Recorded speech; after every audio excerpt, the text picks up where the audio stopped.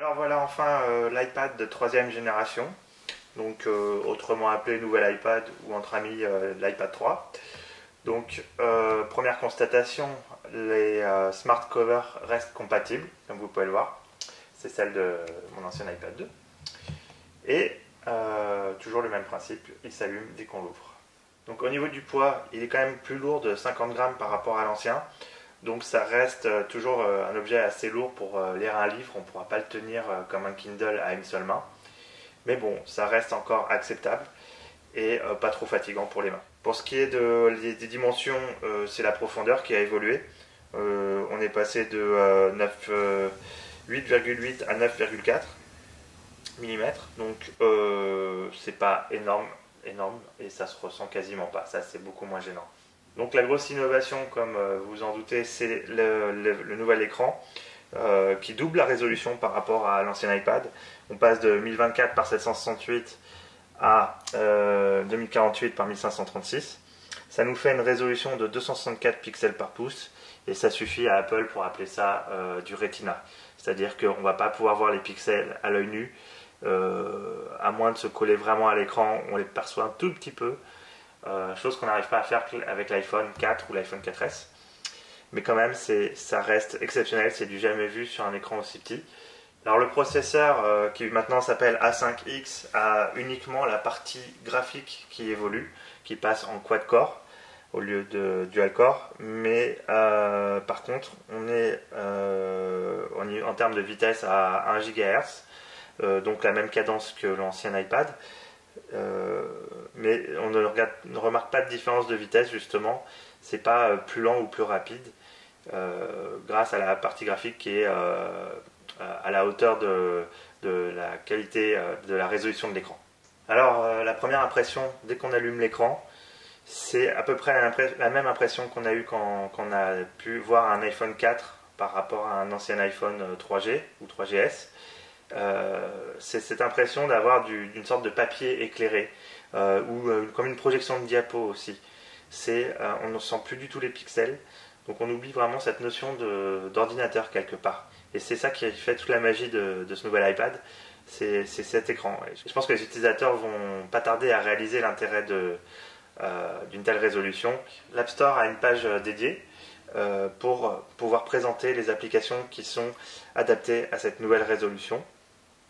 Et j'en ai téléchargé quelques-unes et le résultat est assez impressionnant puisqu'on retrouve cette netteté qu'on a partout. Et quand on a un tel écran sous les yeux, on se rend vite compte que le texte est beaucoup moins flou, beaucoup plus net. Ici aussi, dans ce site d'Apple, les images ont été adaptées à la haute résolution. Donc ce qui donne vraiment une qualité d'image incroyable. Mais pour ça, il faut aussi que les sites soient adaptés pour vraiment avoir cet effet-là. Parce que si on va sur un autre site du type Le Figaro, donc là aussi les textes sont tout à fait nets, mais dès qu'on zoome une photo, par exemple ça, voilà, ça devient tout de suite assez flou. Donc il faut que les sites soient adaptés et il va falloir un certain coup à prendre pour les webmasters pour s'adapter à ça. Pour ceux qui voudront. Mais je pense que c'est le futur du web, ça va être de faire des images en haute résolution. L'appareil est cette fois très raisonnable, il est à 5 millions de pixels. Par contre, il n'y a pas de flash et il n'y a quand même pas non plus le HDR. Ça, j'étais un petit peu surpris de m'apercevoir de ça. Mais par contre, on peut aussi filmer en 1080p, en Full HD. Donc ça peut être très sympa. Surtout que c'est stabilisé, la vidéo est stabilisée. Donc voilà, il y a de quoi vraiment faire et encore une fois, encore un moyen de remplacer un caméscope et un appareil photo. Surtout que de voir en temps réel sur un écran d'aussi bonne qualité, c'est très très très appréciable et on voit vraiment ce qu'on vise beaucoup mieux que sur un caméscope ou sur même un appareil photo. Au niveau de la batterie, cette fois on obtient 10 heures d'autonomie. A priori, c'est vraiment l'autonomie réelle, comme d'habitude. Apple a perdu l'habitude de faire comme ses petits camarades et de raconter des histoires là-dessus. C'est la vraie autonomie. Par contre, le temps de chargement risque en effet d'être assez long. Je l'ai branché quelques minutes et ça n'a pas changé grand-chose, alors que sur l'autre iPad, en 10 minutes, on avait déjà chargé entre 5 et 10%. Donc je pense qu'effectivement il va falloir le charger la nuit, hein, comme le font beaucoup. Pour ce qui est de la connectivité, comme toujours, il y a un modèle simplement Wi-Fi et un modèle Wi-Fi et 3G. Et donc ce n'est plus Wi-Fi et 3G, mais c'est Wi-Fi et 4G. La 4G arrivant à la fin de l'année par chez nous, il va falloir patienter. Mais il se trouve que la 4G serait a priori incompatible. Une autre des nouveautés, c'est la dictée vocale.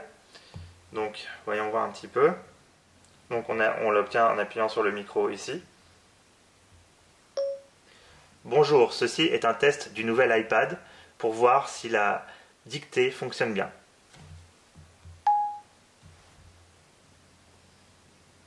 Et ben, je confirme, elle fonctionne bien.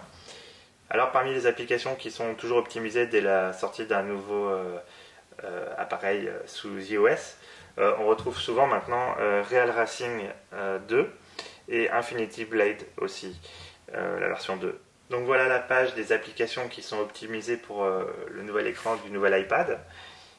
Donc on en est à 31 pour le moment. Voilà. Donc pas encore beaucoup de jeux, mais quelques-uns, hein, comme le nouveau Mass Effect par exemple.